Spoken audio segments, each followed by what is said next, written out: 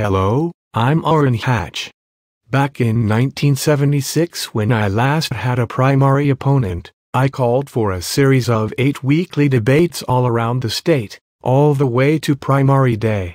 I proclaimed that Utah voters deserved the chance to see the candidates side by side so they could make the best, most informed choice possible. But 36 years in Washington will change a guy.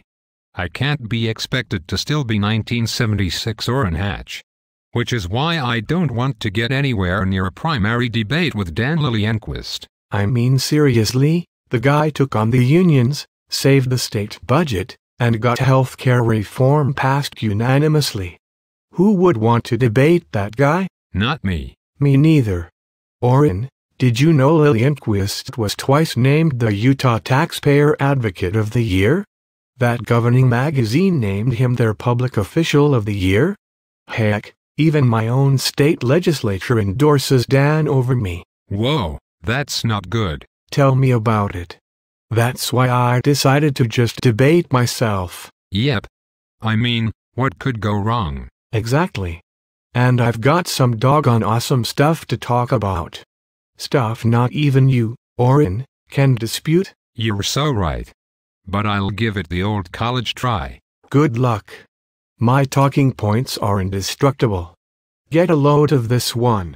I was the first congressman to publicly state that Obamacare's individual mandate was unconstitutional. Ooh, that's a good one. Unfortunately, we were also the ones to co-sponsor the very first individual mandate bill in Congress. So basically, we were for it before we were against it. Well, I'll be hornswoggled. Okay, moving on. I've always felt like healthcare reform is best done on the state level. I'm all for this federalism thing, just like the founders intended. In fact, in 2010 I told the Heritage Foundation that Utah is a shining example of why states, not Washington, should be put in charge of deciding how best to ensure their own constituencies. Boy, that sounds like the bee's knees, Orrin. But during the Obamacare debates in Congress a couple years ago we told the Democrats, quote, I'm in the fundamental reform camp. I want to do something big. Well, yeah, but I explained that. I told them it was because I would like to do healthcare reform as a legacy issue for Ted Kennedy. This would mean a lot to him. Yeah, I'm not sure that makes it better, Orrin. While we were telling conservatives like the Heritage Foundation that we want reform left up to the states, we were telling Democrats in Washington that we were on board with their big DC-based reform. Oh, horse of feathers. You make a good point. That does make me look rather shady. But there's no way you can dismiss this next one. I strenuously opposed Obamacare because it just cost too doggone much money.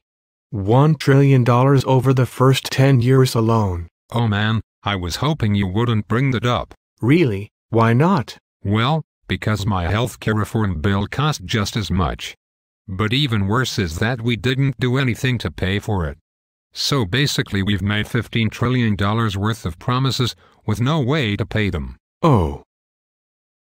That's not good. No. No, it's really not. Well, when it comes to education, I'm the cat's meow. I'm all about local is best. I want our local districts and families to be in charge of their children's education. That's why I oppose No Child Left Behind. Oh, come on now, that one is easy. We voted for No Child Left Behind. Even though no one back home liked it at all. We were all like, no, it'll be great, don't worry.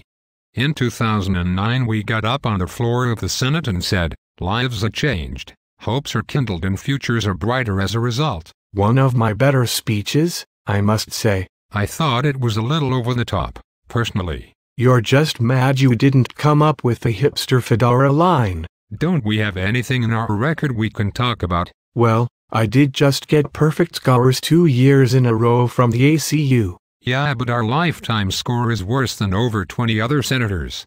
And in 2007, the year after our last re-election, I dropped all the way to 76%. How about the balanced budget amendment? The one we've never been able to pass in 36 years. The one that would force me to repeal the very programs I claim as legislative successes? How on earth can I claim to legitimately want a balanced budget when I support the most fiscally irresponsible piece of legislation since the 1960s? Careful, I might just punch you in the mouth. Maybe this debate thing wasn't such a good idea after all. You got that right. There's no way I'm ever doing another debate again.